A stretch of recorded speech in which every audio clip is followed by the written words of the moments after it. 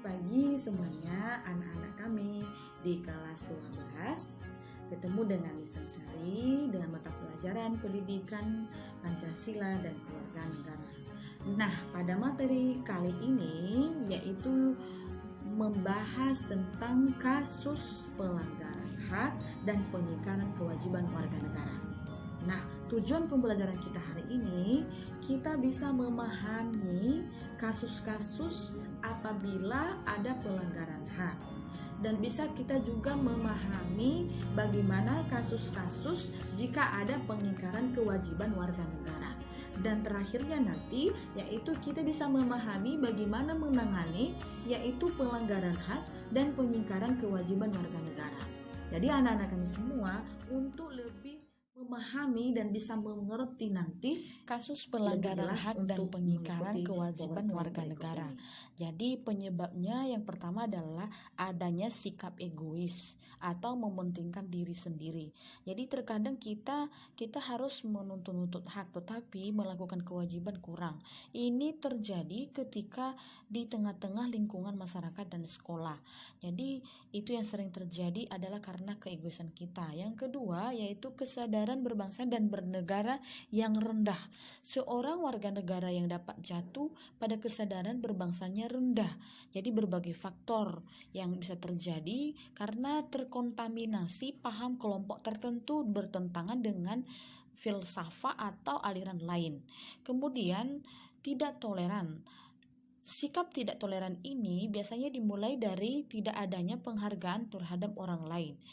Terlebih-lebih membeda-bedakan latar belakang ekonomi, ras maupun agama, sehingga orang itu tidak membiarkan untuk bebas untuk beragama atau menganut aliran lainnya. Yang berikutnya yaitu penyalahgunaan kekuasaan. Jadi dalam hidup berbangsa dan bernegara, kekuasaan dapat dimiliki oleh pemerintah ataupun masyarakat pada umumnya. Dapat terjadi, misalnya para pemilik sebuah perusahaan tidak memperdulikan hak-hak karyawan. Jadi itu yang bisa terjadi, sering terjadi di dalam suatu lembaga, di dalam suatu unit organisasi, ya pemerintah atau satu pemimpin itu tidak memperhatikan bagaimana hak-hak sebagai karyawan. Kasus pelanggaran hak warga negara.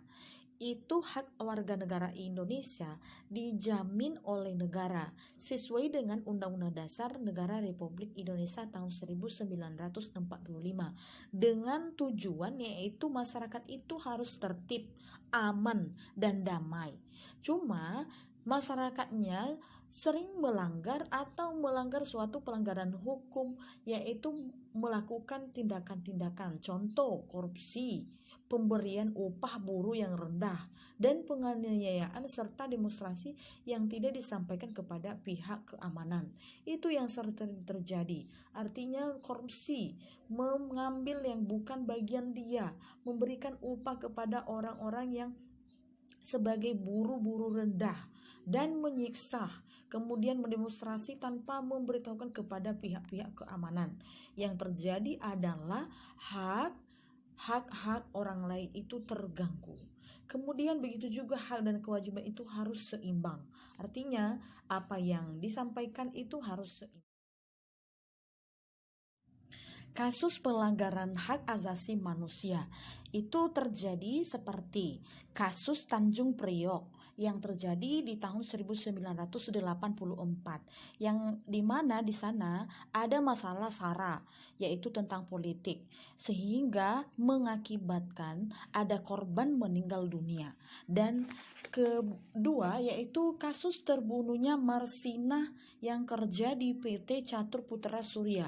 Jadi Marsina ini adalah salah satu korban pekerja yang aktivitasnya yaitu setiap harinya dia meninggal mengenaskan. Jadi korban pelanggaran HAM berupa penculikan, penganiayaan, dan pembunuhan. Kemudian yaitu kasus tentang terbunuhnya wartawan Udin tahun 1996. Di situ ada dianiaya oleh orang yang tak dikenal dan akhirnya meninggal dunia.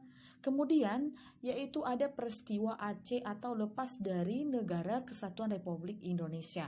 Jadi peristiwa ini terjadi banyak korban baik dari pihak aparat maupun dengan aparat yang lainnya. Selanjutnya, terjadi peristiwa penculikan para aktivitas politik yang terjadi di tahun 1998, di mana terjadi peristiwa penghilangan orang secara paksa atau penculikan. Kemudian, peristiwa Trisakti dan Semanggi. Ada peristiwa di situ ada 4 mahasiswa meninggal dan puluhan lainnya luka-luka. Kemudian, peristiwa kekerasan di Timur Timur pasca jajak pendapat yang tahun 1999. Itu terjadi secara resmi, ditutup secara penyerahan laporan Komisi Kebenaran dan Persahabatan KKP. Kemudian kasus Ambon. Kasus Ambon terjadi diduga berawal dari masalah sederhana yang kemudian berkembang menjadi persoalan SARA. Akhirnya terjadi penganiayaan, pembunuhan yang memakan banyak korban. Kemudian terjadi kasus Poso yang telah terjadi bentrokan Poso yang mengakibatkan banyak korban, dan kasus ini diakhiri dengan bentuknya forum komunikasi umat beragama. Kemudian yang terakhir adalah tentang kasus bom Bali. Telah terjadi kasus bom Bali, pemukulan di Bali yaitu tahun 2002 sampai dengan tahun 2005 yang dilakukan oleh teroris. Sehingga terjadi banyak menelan korban rakyat sipil baik warga negara asing maupun warga negara Indonesia yang sendirinya itu bisa meninggal. Jadi itu yang terjadi pada saat-saat pelanggaran hak asasi manusia, dimulai dari masalah untuk tidak senang dengan sesuatu orang, maka bisa terjadi dan maka mengakibatkan meninggal dunia. Contoh kasus pelanggaran HAM di lingkungan keluarga. Yang pertama, orang tua memaksa keinginannya kepada anak. Contoh bekerja, tidak sekolah, harus menikah. Jadi ini yang sering terjadi di keluarga. Orang tua menyuruh anaknya tidak sekolah tetapi bekerja, atau menyuruh anaknya untuk menikah cepat. Kemudian orang tua menganiaya anaknya, menyiksa anaknya. Maka terjadilah kasus-kasus pelanggaran hak asasi manusia. Kemudian anak melawan orang tua atau saudara. Anak-anak sering sekali terjadi sekarang melawan orang tuanya. Kemudian majikan memperlakukan asisten rumah tangga, artinya pembantu-pembantu rumah tangga itu disiksa, dijadikan sebagai asisten rumah tangga. Apapun pekerjaan harus dikerjakan. Jadi berat ringannya itu silakan dikerjakan. Begitu juga anak-anak sekarang. Anak-anak sekarang itu sering melawan orang tua. Maka terjadi yang namanya kasus pelanggaran HAM di lingkungan keluarga. Jadi orang tua juga menyiksa anaknya untuk harus bekerja. Seharusnya dia itu menuntut ilmu, tetapi disuruh untuk bekerja, untuk mencari uang atau mencari nafkah.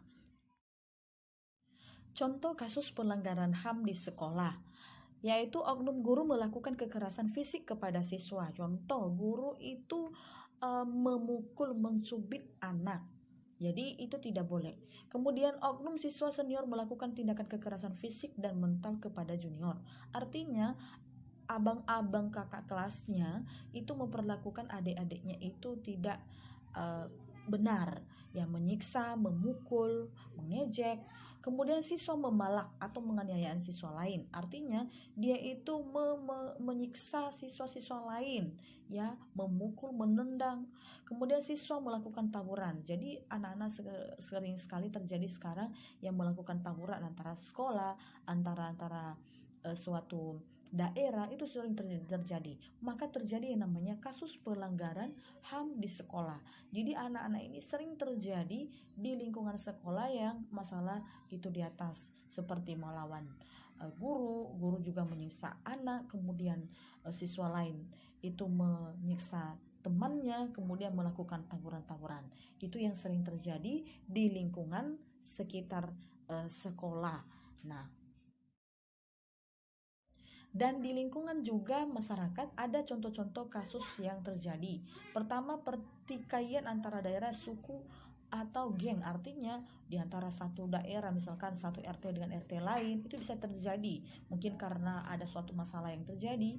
Kemudian ada perbuatan main hakim sendiri, artinya kalau kita bisa melihat orang yang sudah ditangkap lalu kita pukul tanpa menanyakan apa yang terjadi, apa masalahnya, itu main hakim sendiri. Kemudian penculikan bayi, artinya ada pernah terjadi itu penculikan anak-anak, yang anak ini nanti dibesarkan dan disuruh untuk bekerja. dan orang mengambil uang dari hasil pekerjaannya. Kemudian pembunuhan, artinya kalau misalkan seseorang itu benci dengan mungkin harta kekayaannya atau bagaimana, lalu dibunuh, mengambil atau merampas harta orang lain. Kemudian merusak fasilitas umum karena kecewa keputusan pemerintah. Contoh di sekolah, misalkan orang tua tidak senang dengan pengajaran gurunya, lalu dia datang ke sekolah dan merusak fasilitas-fasilitas sekolah. Begitu juga kalau di rumah sakit, mungkin pelayanan di rumah sakit itu tidak bagus pelayanannya, langsung dirusak fasilitas yang ada. Sehingga apa yang terjadi adalah kasus pengingkaran kewajiban warga negara. Yang pertama, melakukan pelanggaran tertib lalu lintas tanpa SIM pengenalan. Jadi itu sering kita terjadi, mengendarai, menyetir atau mengemudi ya tanpa SIM. Berarti itu sudah mengingkari kewajiban kita. Ya, kewajiban kita itu adalah kita harus memiliki SIM. Kemudian pelanggaran Undang-Undang Dasar Hak Cipta, membajak buku, membajak video, membajak musik. Sering terjadi itu sebagai seorang yang mengemudi dengan musik, dia membaca musik atau buku, mengambil hasil karya orang lain atau menjiplak. Kemudian pengingkaran kewajiban membela negara, terlibat tawuran dan merusak fasilitas umum. Artinya kalau misalkan kita tidak senang seperti tempat-tempat ibadah, kita rusak. Kemudian misalkan tempat untuk gedung kesehatan kita rusak karena tidak sesuai dengan keinginan kita. Kemudian pengingkaran kewajiban menghormati HAM, yaitu ada satu perundungan atau bully atau terintimidasi. Artinya itu di dalam suatu daerah terjadi yang namanya pengingkaran kewajiban, kurang menghormati HAM. Artinya sudah ada ketentuan tapi kita harus membuli. Kemudian tidak membayar pajak dan tidak membolos ya di sekolah. Penanganan pelanggaran hak dan pengingkaran kewajiban warga negara itu verifikasi instrumen PBB sebagai berikut. Yang pertama, itu ada konvensi melawan penyiksaan dan perlakuan kejam. Ya, jadi kalau misalkan kita melakukan hal sesuatu itu ada satu konvensi yang bisa melawan penyiksaan dan perlakuan kejam. Kemudian yang kedua, konvensi internasional untuk hak politik dan hak sipil. Jadi tidak sembarang kita itu membuat suatu politik dan sipil, ya. Kemudian ada konvensi penghapusan diskriminasi terhadap wanita, itu tidak boleh sembarang, ya. Kemudian konvensi penghapusan tentang diskriminasi terhadap ras, dan konvensi penghapusan diskriminasi terhadap anak, dan konvensi penghapusan diskriminasi terhadap ekonomi, sosial dan budaya. Jadi semua itu yang menangani apabila kita melanggar hak dan pengingkaran kewajiban warga negara. Jadi itulah yang bertanggung jawab ketika kita melakukan kasus-kasus pelanggaran hak dan pengingkaran kewajiban warga negara. Itu yang selalu mulai bekerja untuk kita. Maka ada 3 kewajiban negara. Karena tadi sudah dijelaskan tentang penanganannya, yaitu melindungi hak. Ya, jadi negara itu harus melindungi HAM. Nah, semua masyarakat itu pemerintah melindungi hak asasi manusia. Kemudian menghormati dan memajukan HAM. Artinya sesuatu itu hak seseorang itu pemerintah itu harus memajukan dan menghargai dan membiarkan. Kemudian mengalokasikan anggaran guna pemenuhan HAM. Jadi biaya-biaya untuk memajukan hak sebagai warga negara itu dialokasikan oleh pemerintah, sehingga hak dan dari masyarakat atau dari warga negara itu bisa terpenuhi dengan baik. Dan kita sebagai masyarakat atau sebagai warga negara, kita harus melakukan kewajiban kita sebagai warga negara, sehingga tidak terjadi masalah atau kasus-kasus seperti yang sudah saya jelaskan sebelumnya. Itu banyak yang terjadi kasus-kasusnya, yang mulai dari keluarga, sekolah, masyarakat, dan kepada masyarakat.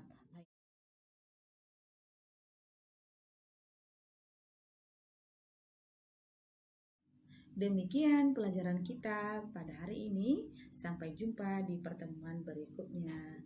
Bye-bye. Ini Sengsari.